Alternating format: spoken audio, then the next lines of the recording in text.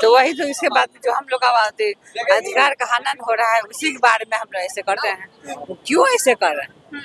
तो कर ही रहे हैं कि सब फुट डाले, सब अपने आपस में लड़े, यही हो रहा है हम लोग के साथ। आज माननीय महापौर बीजेपी से समर्थित हैं, आरएसएस का हम लोग को बोला जाता है और हम ही लोग का अविश्वास आप कर रहे हैं।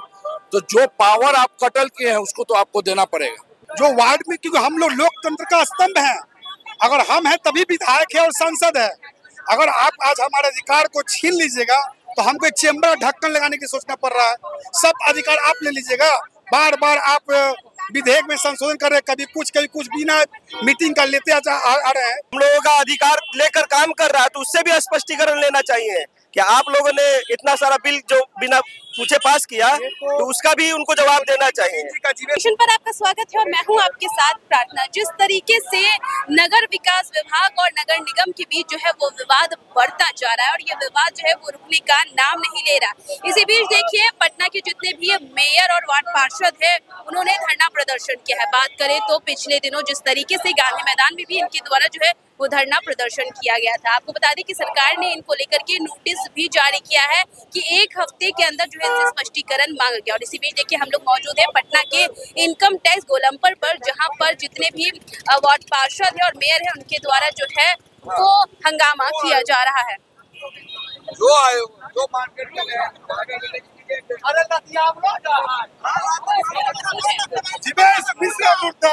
अच्छा बताइए आप लोग, ये जो समय है इस समय पे आप लोगों को और ध्यान देना चाहिए क्योंकि त्योहारों का समय है, आपको खूबसूरती बढ़ानी चाहिए, तो आप ये प्रदर्शन क्यों कर रहे हैं? देखिए सबसे बड़ा बात है कि मैं सुभाष कुमार यादव वार्ड 26 जो नगर निकाय वार्ड काउंसलर मेयर है ना, उप महापौर जो मेयर है उनका जो अधिकार है, जो वार्ड में, क्योंकि हम लोग लोकतंत्र का स्तंभ हैं, अगर हम हैं तभी विधायक है और सांसद है। अगर आप आज हमारे अधिकार को छीन लीजिएगा तो हमको चेम्बर ढक्कन लगाने की सोचना पड़ रहा है। सब अधिकार आप ले लीजिएगा, बार बार आप विधेयक में संशोधन कर रहे हैं, कभी कुछ बिना मीटिंग का लेते आ रहे हैं। तो आखिर जनप्रतिनिधि हम लोग वार्ड का सबसे टफ चुनाव लड़ते हैं। हाँ, इतना धन बल सब कुछ खर्च होता है, उसके बाद आप हमें अधिकार नहीं देंगे, हम अपना काम कैसे कराएं? हम अपनी जनता को क्या जवाब दें? आप सोचिए वार्ड में अगर घर में सांप घुस गया तो आप ही को बोलेगा, किसी घर में आग लग गया तो आपको बोलेगा, किसी घर में कोई मर गया तो आपको बोलेगा, किसी घर का छज्जा गिर गया तो आपको बोलेगा, कोई विधायक सांसद को नहीं बोलने वाला है। और आप मेरा अधिकार छीन लेंगे, आप हमारा फंड को छीन लेंगे। हाँ, तो बताइए कहाँ तक जायज है? तो इस बार अगर हमारी बात को नहीं मानी गई तो मैं अपने वार्ड से पूरे जितने भी हैं बिहार के नगर निकाय, हम लोग सारे जनता को लेकर सड़क पर और इस सरकार को उखाड़ फेंकने काम करेंगे। यही है, अभी तो अंगड़ाई है, अभी पूरी लड़ाई है। अगर अभी के बाद नहीं माने तो अगली बार सरकार एनडीए का नहीं रहेगी बिहार में। तो आपका सीधा सीधा कहना है, तो आप सरकार से चाहते क्या है?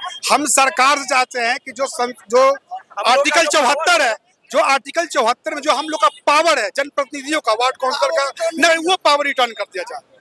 हाँ, और हम लोग को काम करने का पूरा अधिकार दिया जाए, यही कहना है। ऐसे ही आप लोगों से एक हफ्ते के अंदर जो है स्पष्टीकरण भी मांगा गया है, तो इस पर आप क्या कहना चाहेंगे? देखिए स्पष्टीकरण की जहाँ तक बात है तो फिर एक बार बैठ के लोग बात करेंगे, नहीं मानेंगे तो बोलते रहा हूँ कि अभी अंगड़ाई ये लड़ाई आगे बाकी है।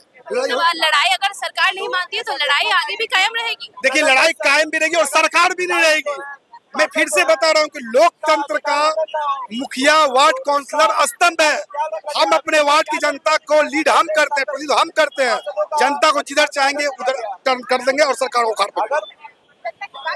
जरा बताइए, जिस तरीके से आप लोगों से 1 हफ्ते के अंदर जो है वो स्पष्टीकरण मांगा गया है, इस पर आप क्या कहना है? किस चीज का स्पष्टीकरण मांगा गया? स्पष्टीकरण मांगा गया है कि आपने क्या क्या कहा, लेकिन सभी को लेकर के सरकार ने आपसे स्पष्टीकरण मांगा। तो बहुत अच्छी बात है, स्पष्टीकरण हम लोग देंगे, जितना भी कार्य किए उसका स्पष्टीकरण देंगे। और साथ में नगर आयुक्त जो हम लोगों का अधिकार लेकर काम कर रहा है तो उससे भी स्पष्टीकरण लेना चाहिए कि आप लोगों ने इतना सारा बिल जो बिना पूछे पास किया तो उसका भी उनको जवाब देना चाहिए। जीवेश मिश्रा का मनमानी है, नितिन नवीन और जीवेश मिश्रा। मैं बार बार बोलता हूँ कि आप राजधानी के आप पथ निर्माण मंत्री या नगर विकास मंत्री जीवेश मिश्रा, इन लोगों को सोचना नहीं है।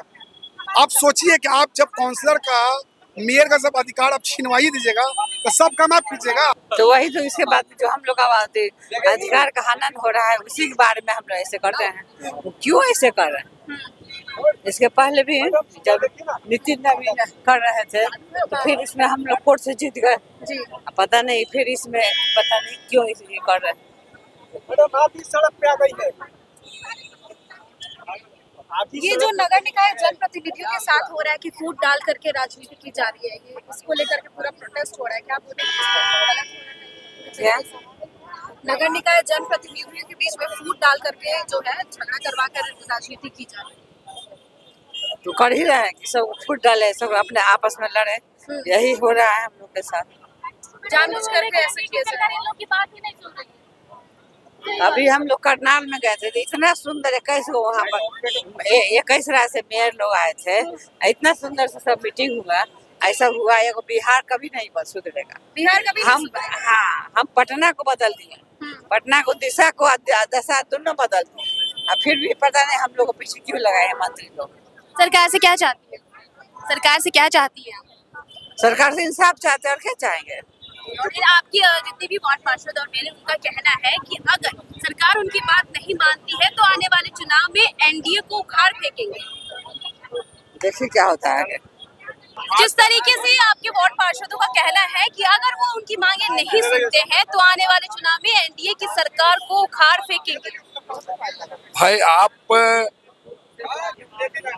जो हम लोग नगर निकाय महासंघ बिहार का ये आज बैठक और प्रदर्शन हुआ, अब उसमें तो हम लोग आगे बैठेंगे, क्या होगा क्या नहीं होगा, कि जो हम लोग का मांग है उसको तो पूर्ति करना है। जो आप मेरा पावर कटल कर रहे हैं, मैं त्रिस्तरीय सरकार एक ऑटोनोमस बॉडी हूँ और ऑटोनोमस हम लोग का खत्म करेंगे तो इसके लिए न्यायालय में और सरकार को ही प्रदर्शन करना पड़ेगा।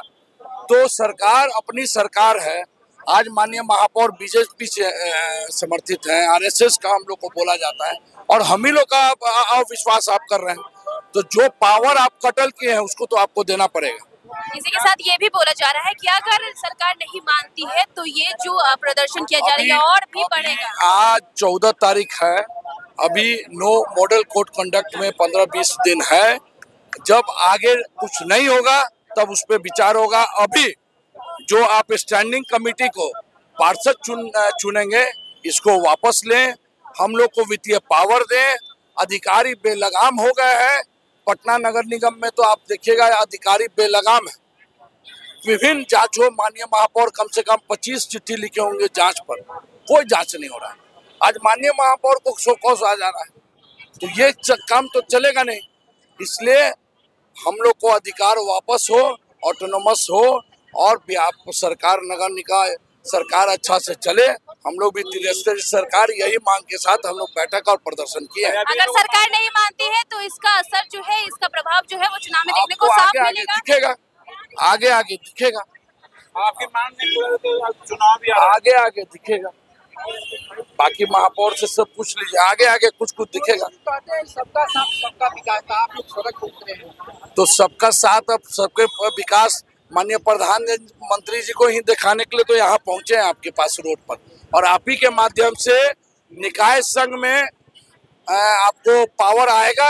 ये हमको लगता है कि भाई आप चौथा स्तंभ है, प्रेस और मीडिया, आप ही के कारण हम लोग को पावर मिलेगा, यही अनुरोध है सबसे। तो देखा आपने कि क्या कुछ कहना था पटना मेयर और यहाँ पर मौजूद वार्ड पार्षदों का। इनका सीधा कहना है कि अगर इनकी बातों को सरकार ने नहीं सुना तो आने वाले चुनाव में इसका प्रभाव देखने को मिलेगा। आने वाले चुनाव में एनडीए को ये लोग उखाड़ के फेंक देंगे और इसी के साथ साथ जो है सरकार को इनकी बात मांगनी ही होगी, इनका जो पावर है वो इन्हें वापस लौटाना ही होगा। और इसी के साथ ये भी कहा गया है कि ये जो आज इनके द्वारा जो ये प्रदर्शन किया गया, ये महज एक ट्रेलर है। अगर सरकार नहीं मानती है तो इससे बड़ा प्रदर्शन भी ये करके दिखाएंगे। तो फिलहाल इस खबर में बस इतना ही। कैमरामैन गौतम के साथ मैं प्रार्थना, नमस्कार।